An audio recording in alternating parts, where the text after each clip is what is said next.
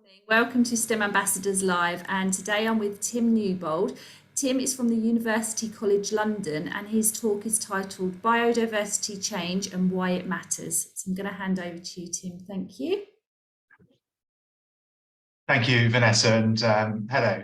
So in my research, I'm Tim Newbold. I'm based at UCL, and in my research, I'm interested in how biodiversity is changing, what causes those changes, and why it matters to us as human societies.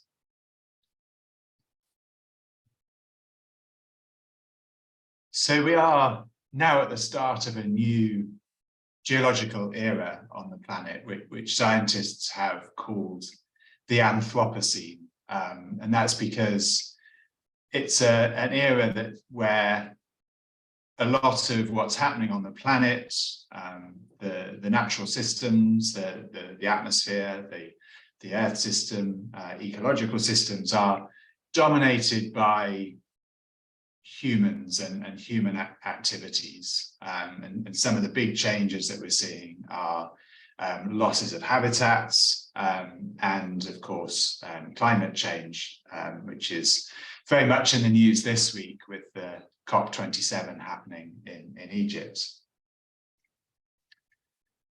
So since the end of the last ice age, we've been living in this really stable, very nice climatic period called the Holocene, and these very very good climatic conditions have allowed human activities to thrive. In particular, have allowed agriculture to thrive.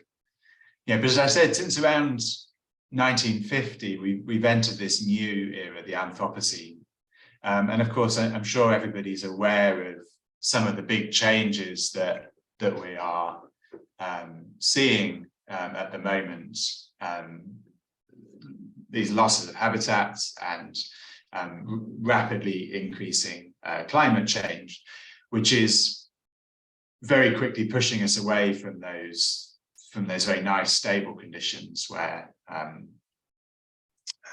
agriculture was able to thrive and that have been very good for a lot of species and biodiversity.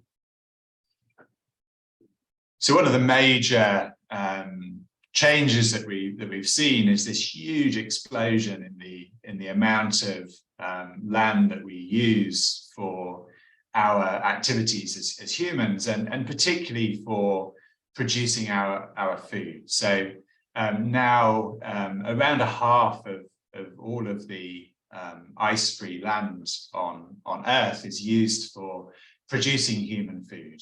A big chunk of that is used for growing crops, and an even bigger share for raising livestock to produce meat. And of course, we also use a small fraction of the land for living in. And these changes in the way that we've used the land have led to a big wave of extinctions of species. So since around 1500, there have been just under 1,000 recorded extinctions of species. And this really is just the tip of the iceberg, because for two reasons. So firstly, there are a great many species that we haven't even described to science, or that we aren't studying carefully enough to know if they've gone extinct. And so there are lots of extinctions being missed. And the other thing is that it takes quite a long time for species to go from struggling to actually becoming extinct. And so another way that people look at the impact that we are having on biodiversity is, rather than to look at species that have actually gone extinct, is to look at those that are threatened with extinction. And when we've done this, we find that many more species are threatened with extinction than have actually that are actually recorded to have gone extinct. And we can also, based on species that we know a lot about, we can make a guess at how many species in total might be threatened with extinction. And so about 3 years ago, a group of scientists tried to come up with an estimate of, if we take all the species that we think exist on the planet, how many might be threatened with going extinct in the next few years, or up to 100 years in the future. And what these scientists estimated was that around 1 million species are currently threatened with extinction in the near future.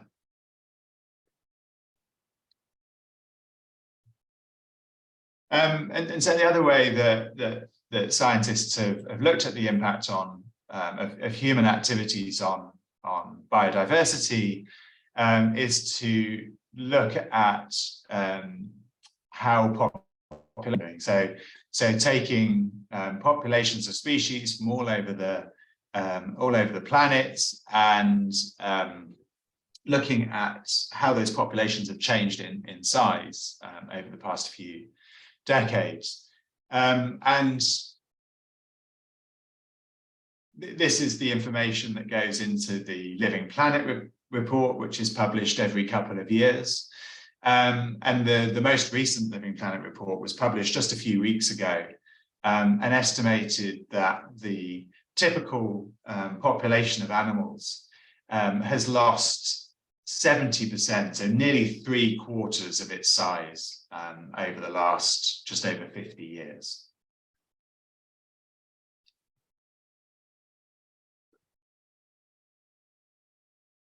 So, how do we begin to understand what's happening to biodiversity and understand what's causing the changes in biodiversity that we're seeing? So, we're actually very, very lucky in studying biodiversity that people have been investigating the natural world for a very long time, and we have data on biodiversity stretching back hundreds of years.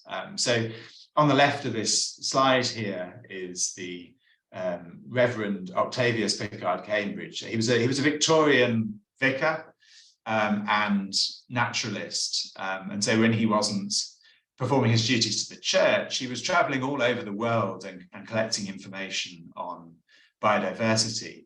And I've actually been very lucky to have used Octavius Pickard Cambridge's data twice in my own research. So firstly, when studying Egyptian biodiversity, using data that he'd collected in the 19th century on butterflies in Egypt. And then again, much later, some data that he collected actually in South America on spiders.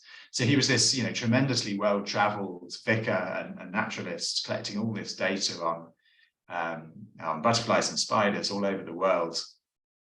And this sort of activity has been going on for a very long time, and using all sorts of different methods for surveying biodiversity. So maybe some people have been in the audience have been lucky enough to do some sampling themselves. Maybe you're familiar with some of the methods that you can see shown here on the slide. So at the top in the middle is a light trap that we use to survey moths that fly at night and get attracted to light. And at the top right, a pitfall trap that maybe some people have done during their studies. So little cups that sit in the ground and collect insects and other invertebrates walking around on the ground. And even sometimes rather illustrious people get involved in sampling biodiversity, although I think King Charles these days is probably a little bit busy to be collecting insects. Enjoying my own studies. So when I was studying at the University of Nottingham, I had the the good fortune actually to be able to contribute to some of this biodiversity sampling myself. So I spent a few months in the very beautiful deserts of Egypt surveying lizards and snakes and butterflies, and also a few mammals, gerbils and things, traveling around, trying to understand how the climate of different parts of Egypt shapes the sort of animals and plants that we find in different places. But in recent years, a lot of my research has been trying to harness all of these amazing data that have been collected over the past 100, 200 years, and bringing it all together to try and build up this sort of big picture about what's happening to biodiversity across the world. So tend to be using very big collections of data, using records of species drawn from all over the world, and then developing computational statistical models to try and understand what's happening to biodiversity, and often using these sorts of big computational facilities. For example, this one on the bottom right that we have here at UCL. And so what we found from bringing together all of this data from all over the world is so we've looked at in general what happens when we convert these sorts of nice natural habitats, as shown on the left here, like a natural forest, to areas used by humans for farmland, for example. So this is a French vineyard in the Rhone Valley, shown on the right here. And what we find from bringing together many millions of records of biodiversity is that when we turn natural habitats into farmland or into towns and cities, we lose around a quarter of the species that would have been there originally. But importantly, what we find is that the impacts of habitat loss don't fall the same in all parts of the world. And particularly what we find is that areas in the tropics and in the Mediterranean, we see much bigger declines in biodiversity when we lose natural habitats than, for example, in places such as where we are here in more northerly regions. So, places that are particularly impacted include the world's tropical forests and also the iconic African savannas. So really beautiful places, still home to a lot of biodiversity, but very, very vulnerable to habitat loss. And this is really important for two main reasons. So, one is that these areas in the tropics are home to a lot of the world's biodiversity, a lot of really unique, very special biodiversity. And also we know that, because we've used so much of the land in more northerly regions already, that in order to meet the demands of growing human populations, there's going to need to be a lot of agricultural expansion in tropical areas. The other thing I'm really interested in is how, so we've looked a bit at how different parts of the world are impacted by human activities. I'm also very interested in how different species are impacted by human activities. So certainly we don't see that all species are in decline, and actually some are doing really well as a result of human activities. So if we look across the data, so I talked about the Living Planet report before. So if we look at the data that underpins that report, what we see actually is that almost as many populations of animals are increasing as are decreasing. And we're really interested in what it is about these species that makes them do so well. So just to take a couple of examples, so if you look around towns and cities in the UK, or also in the farmland around the UK, you'll see that the pigeons are doing really very well. So in fact, where I live in Cambridgeshire, we see thousands of pigeons around the farm fields. And another species in the UK that's doing very well is the green woodpecker, and that's really benefiting from climate change. And so you'll see a lot more of those around than you did in the past. So I've been interested in my research in understanding what types of species are doing really well and what types of species are doing very badly. And one way that we've looked at this is to divide species up depending on how big an area of the planet they inhabit. And this is interesting for a number of reasons. So we think that species that live in very small areas are probably much more sensitive to human activities.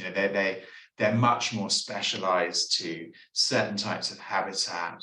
They're much more specialized to certain climatic conditions. So we think they're likely to be much more sensitive to human activities. And they're also species that are really iconic, really important for conservation. And so, for example, at one extreme, this lizard shown on the left is found in two very, very tiny patches of forest in eastern Madagascar. And then on the other hand, we've got animals like the wood pigeon that I just mentioned that are found all over Europe, Western Asia, and North Africa. And so what we found was that when we look across the world at how habitat loss impacts these different species, what we found was that while these sort of very iconic species are found in very small areas, decrease by around 50% when we convert natural habitats to agriculture and cities, the very wide-ranging species increase by around 50%. And this is really important because it means that our ecosystems are becoming dominated by these things that are spread everywhere. So ecosystems are becoming dominated by the same species all over the world, and these sort of very iconic, unique species are being lost. So it's exactly like what we see with shops in the high street. We're getting the same shops now found in every city around the world, or the same banks found in every city around the world. And this is really important because, just as we saw with the financial crisis, when there's a shock in the financial system, if everything's dominated by the same small number of banks, then shocks spread through the system really quickly, and we have a global financial crash. In just the same way, if our ecosystems are dominated by the same few species, if there's some sort of shock in the system, if those species get knocked out, then that has a much bigger impact on ecosystems than when there's lots of different species found in different places.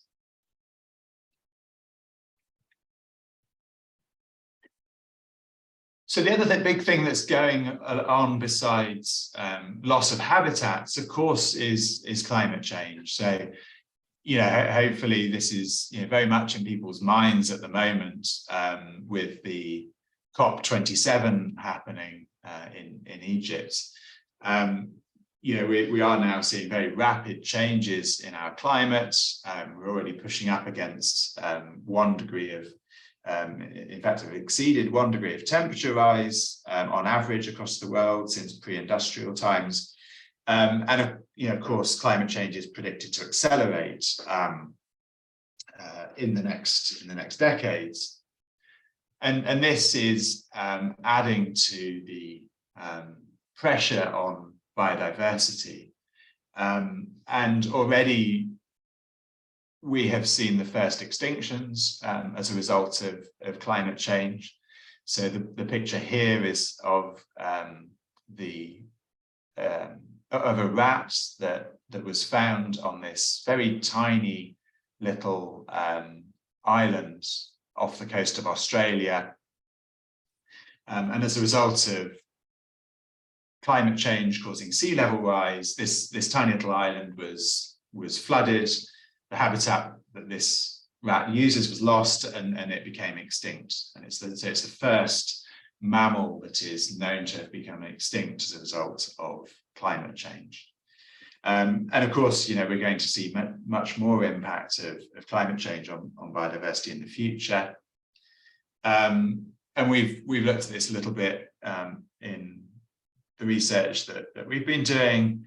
And what we've found is that, so if you remember from before, when we convert natural habitats into farmland or into towns and cities, we typically lose around a quarter of the biodiversity that would have been there. What we have found is that when you add climate change, and this is climate change as has already happened, so relatively modest amount of climate change so far, we see actually now that with climate change on top of habitat loss, we now lose around a half of biodiversity that would have been found there naturally. And of course, with climate change accelerating and predicted to continue in the coming decades, we expect these sorts of losses to increase.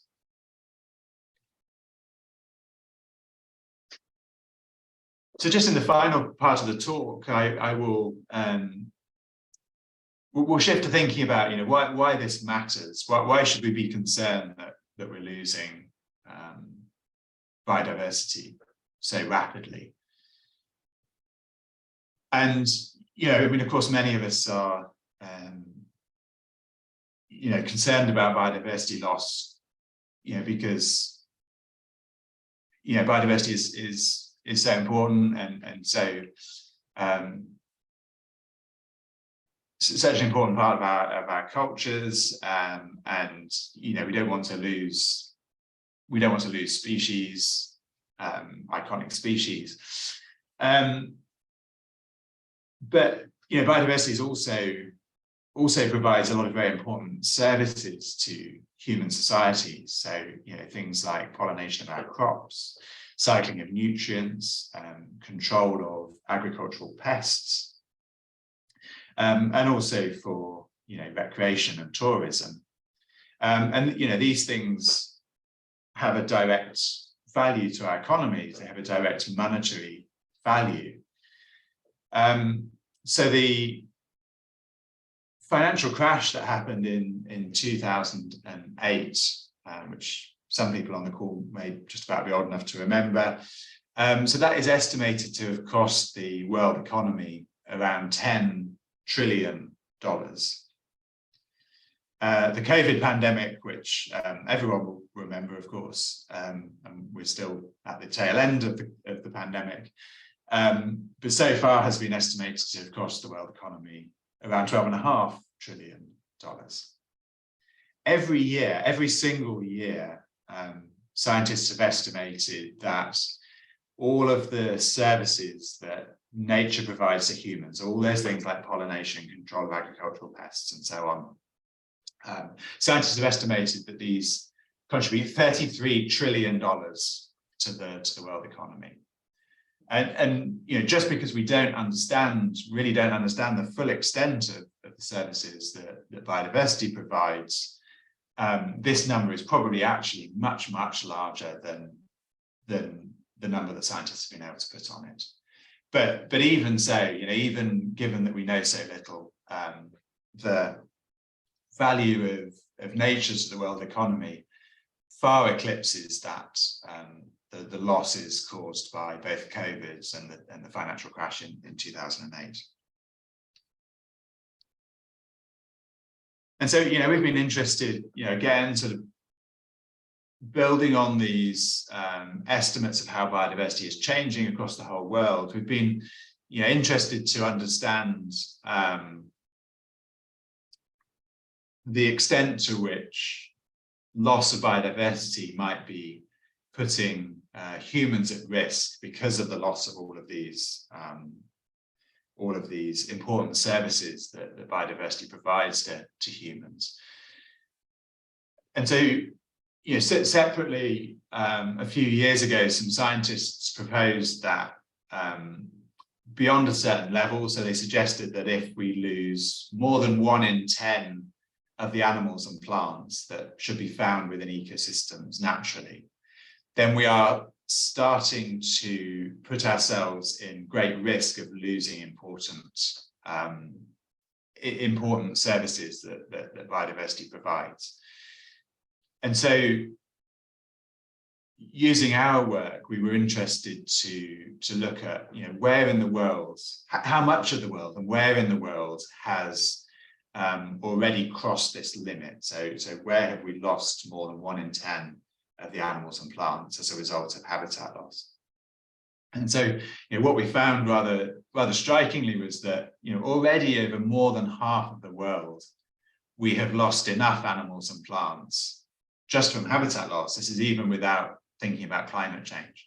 We've already lost enough animals and plants that we are starting to put at risk all of those very important services like pollination and nutrient cycling and all of those sorts of things.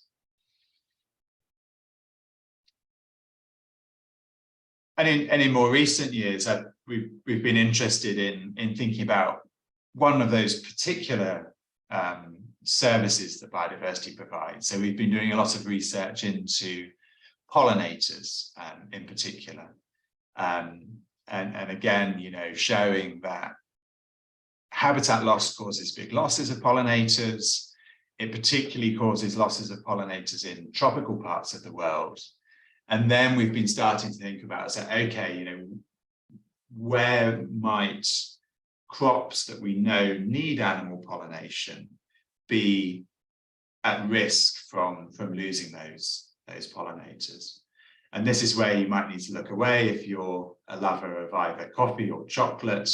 So, 2 of the crops that really stand out as being particularly at risk. So, these are crops that are grown in parts of the world where we think we've lost a lot of pollinators as a result of habitat loss and climate change. 2 of the crops that emerge as being at really high risk are coffee and cocoa that's used to make chocolate, also watermelons and mangoes. Yeah, so just to sum up then, really, so what we've learned from bringing together all of this data on biodiversity from all over the world, we've been able to show how human actions are reshaping the natural world, reshaping the biodiversity of the planet. And what we're seeing is that habitat loss has been having a very big effect over hundreds of years, and climate change now is suddenly becoming this really big stressor on biodiversity. And that's of course likely to the impacts of climate change will accelerate in the future. And we're not only seeing losses. Some species are doing very well, but what we are seeing is that we are really profoundly changing the sorts of animals and plants that are found on the planet and where they're found on the planet. And this is coming at a very big risk to us as humans because of the impact that loss of biodiversity has on these really vital services like pollination that biodiversity provides. So yeah, thank you for listening, and I'll be happy to take any questions. Thank you very much, Tim. There is a question in chat. So Leon from Longdean is asking, does economy have any links with biodiversity? If so, what can be done to avoid economic effects? Yeah, that's a really good question. So yes, the short answer is economy is very much linked with with biodiversity in both directions. So, of course, the things that we do, things that we have done to allow economic growth have driven the habitat loss and have driven the greenhouse gas emissions that have led to climate change, that have led to biodiversity loss. But the impacts go in the other direction, because the economy depends on having biodiversity to provide pollination, to keep a control on agricultural pests and all those other things. And this is what it's biodiversity that's supporting this sort of $33 trillion per year in the world's economy through all of these important services. And so I think now the way that we've measured economic growth has been very simple in the past, and actually now governments are starting to talk about moving away from using gross domestic product as this sort of really simple measure of economic growth, and recognize actually that all of the natural world also contributes. So there's a lot of talk around this idea of natural capital. So we're often used to thinking about built capital, so all the value to the world's economy that we get from buildings and roads and infrastructure. And there's a lot more talk about now really incorporating natural capital into our economic systems. So accounting for all of this value that we get from nature. That's great, thank you. So there are no other questions in chat at the moment. I've just added a link to a feedback form, so if any of your students have any questions for Tim once the session has ended, please do feel free to pop them on that form and we can email them over for you. So I'm going to end the recording now.